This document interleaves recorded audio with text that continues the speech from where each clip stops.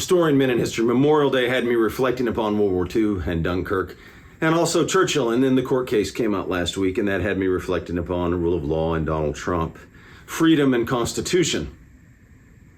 The people of the British Empire, and Churchill and the British people were fighting for what? To save their country, for freedom. Fighting against tyranny. And today we fight a different kind of tyranny, but we're going to focus on Dunkirk here soon.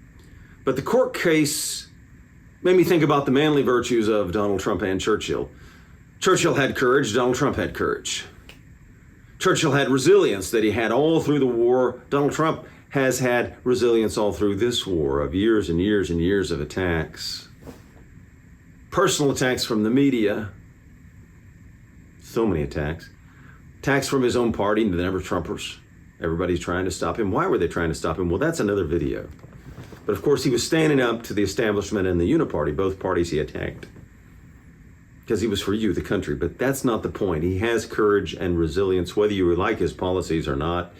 He's a fighter. And after he came out of that courtroom, he showed massive resilience. I mean, it's pretty amazing, don't you think? I was amazed. This was a rigged, disgraceful trial. The real verdict is going to be November 5th by the people. And they know what happened here, and everybody knows what happened here. He just keeps going. He keeps on fighting, like Churchill did. Churchill had that famous line that he said in a speech, which we've read, "Never give in." Never give in. Never give in. Never, never, never. In nothing, great or small, large or petty, never give in except to convictions of honor and good sense. Never yield to force. Never yield to the apparently overwhelming might of the enemy. Never give in. Donald Trump has that. If you like this message, please like, comment, subscribe, and hit that notification button. Donald Trump, Churchill, the American people, the British people. What can the American people learn from Dunkirk and the British people? I mean, how many have that kind of resilience, taking on the administrative state, taking on the powers that be, taking on the whole establishment? Donald Trump has had that. And Churchill was at the end at certain moments during the war as well, and he came into a bad situation. Both men have tremendous courage and resilience. Dunkirk also has a meaning for the people, how not to lose morale. People could have given up. They gathered all those little boats and they go, well, we're going to tell the story in a minute. In a minute, we're going to tell the story of Dunkirk. There also seemed to be a hand of God in it. We'll talk about that as well. So you may think it's impossible to restore the Constitution, which we need to restore the Constitution for your freedom. But of course it's possible. Look what happened at Dunkirk. Look what happened at other times in history. Can we deal with what seems like massive corruption in government? Yes. Take an example from what happened at those beaches at Dunkirk and what they overcame. Now the British people faced an external enemy. We seem to face internal threats and assaults on our Constitution constantly from judges through history and our politicians. But the people can change that, right? It's the way you vote too, right? Mounting debt and deficits. Federal government involved in unconstitutional areas for which they have no enumerated powers for. The British people had courage and resilience in World War II. The American people are going to have it today. Churchill had it, Trump has it. On to Dunkirk, 60 miles, 52 nautical miles, 400,000 men. The distance from England to Dunkirk, 52 nautical miles. It seemed impossible to save them all, at least that's what they said. Churchill was hoping to get 30 to 45,000 out. On May 10th, 1940, the background, the Germans had launched this Blitzkrieg attack. Supposedly, France was invulnerable. They weren't. The Blitzkrieg attack on the Netherlands and Belgium, they went through it, they cut through it. By May 15th, they had broken through French defenses and turned toward the English Channel. Smithsonian Magazine and other places have had, we'll pull some of the facts from the Smithsonian piece, but I know the facts kind of on this. But to have a document, we'll pull it from there. And there's other pieces we're pulling it from some books. But Smithsonian goes into this Medway Queen story, but we're only going to take a few pieces. I'm not going to go on the whole Medway Queen story. Great story, but too long. The true story of Dunkirk, as told through the heroism of the Medway Queen, SmithsonianMag.com, Lorraine, Boissoneault. All right. Here's what she writes. Within a week, around 400,000 Allied soldiers, imagine that, comprising the bulk of the whole British expeditionary forces, 3 French armies, the remnants of the Belgian troops, were surrounded on the northern coast of France, concentrated in the coastal city of Dunkirk. And this has always amazed me in history. The German army had them. They had dominated, they had broken through, they had gone. But Hitler gives an unexplainable halt order for the armor. There's different theories about why he did it. I've read them. That's not the point. The point is, I believe it was divine providence in God, because he should have given that halt order. Every time I read it, I'm still amazed there was a halt order. And imagine the difference in World War II if all these men are wiped out, pushed into the sea. And he could have pushed them right in the sea. They had nowhere to go. They had no cover. They were done. But Hitler did this halt order that didn't make any sense. Let's go back to the piece. Operation Dynamo was the code name for the evacuation at Dunkirk. When Operation Dynamo began on late May 26, British officers charged with organizing the frantic escape estimated that only 45,000 could be saved. That's what we said.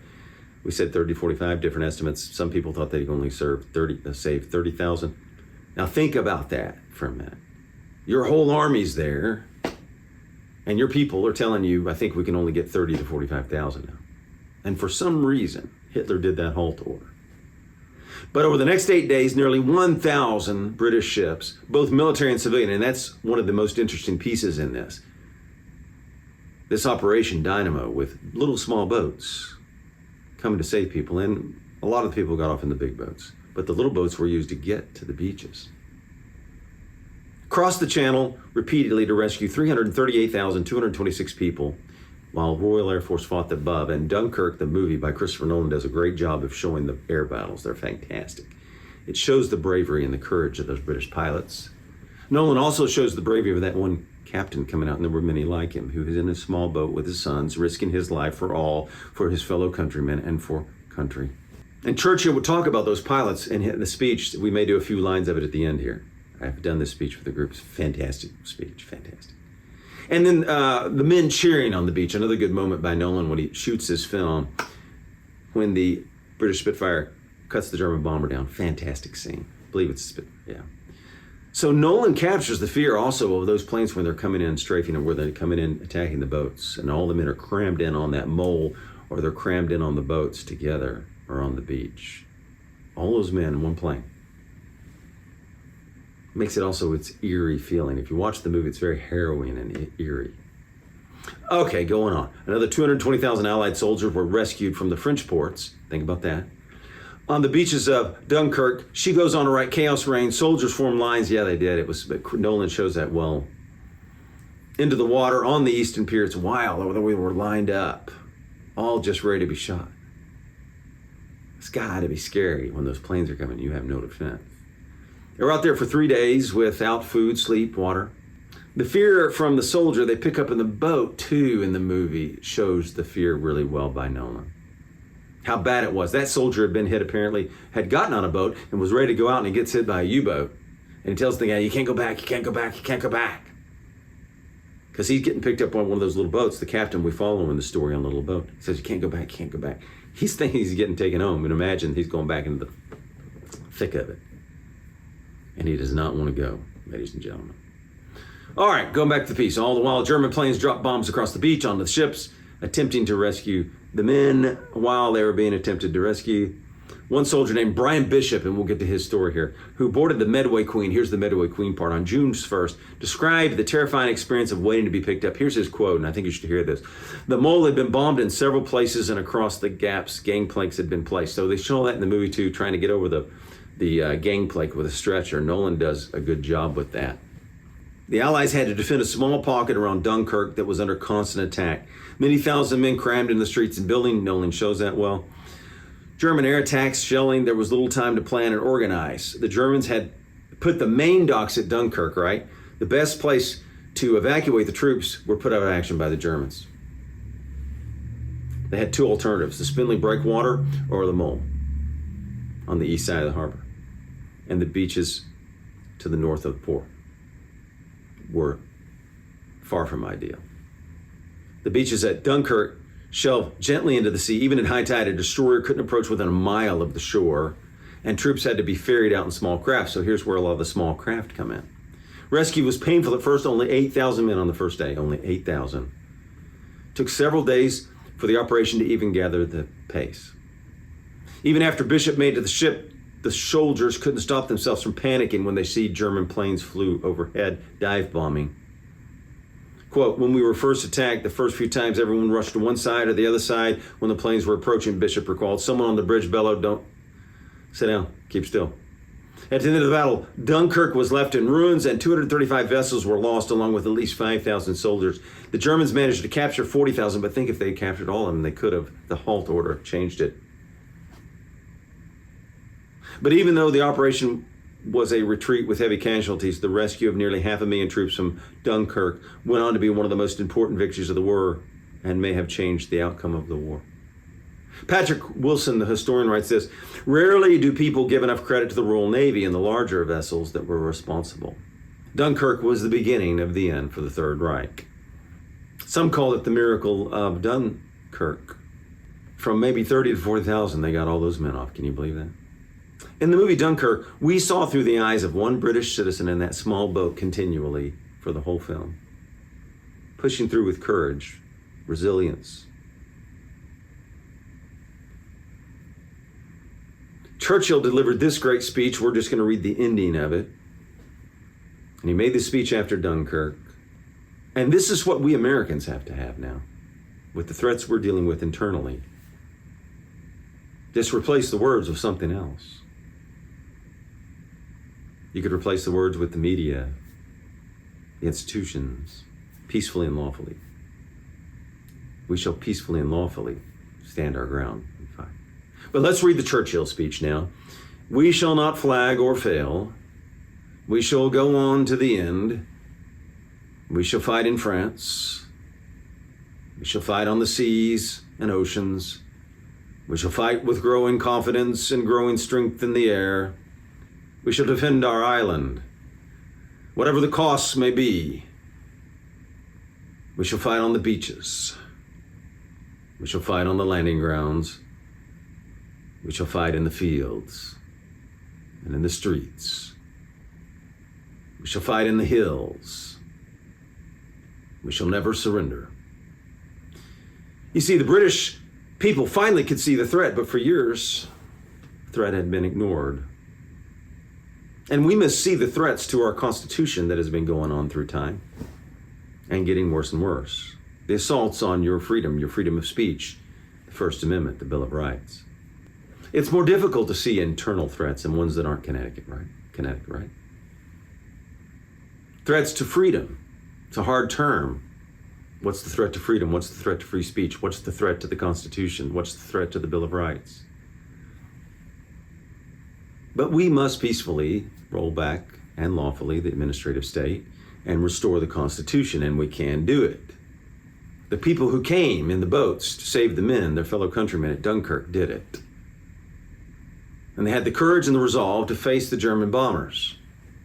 All risked their lives and their property for the men of England. The British people, their resolve would continue to grow also during the bombings. It was at Dunkirk that the effort of all the British people had made a difference, and they'd had an impact, risking their lives. Trump has the courage and resilience to face the establishment, and he has done it. Churchill had the courage to face the Nazis, and he had the resilience to continue on, never give in. Trump never gives in. One man cannot do it alone, though. Churchill had the British people. Trump needs the American people to stand for the Constitution and American sovereignty. Man can inspire, though. And if you read the history, you've seen the examples of divine providence occur over and over and over through time. Hundreds of men with their boats, their little boats, came and helped save a nation, helped save over 300,000 men stranded on a beach. And now you have to answer the call to defend and protect our Constitution lawfully and peacefully, to ensure that America is still that beacon of hope and freedom. Thank you. If you like this message, please like, comment, subscribe, and hit that notification button.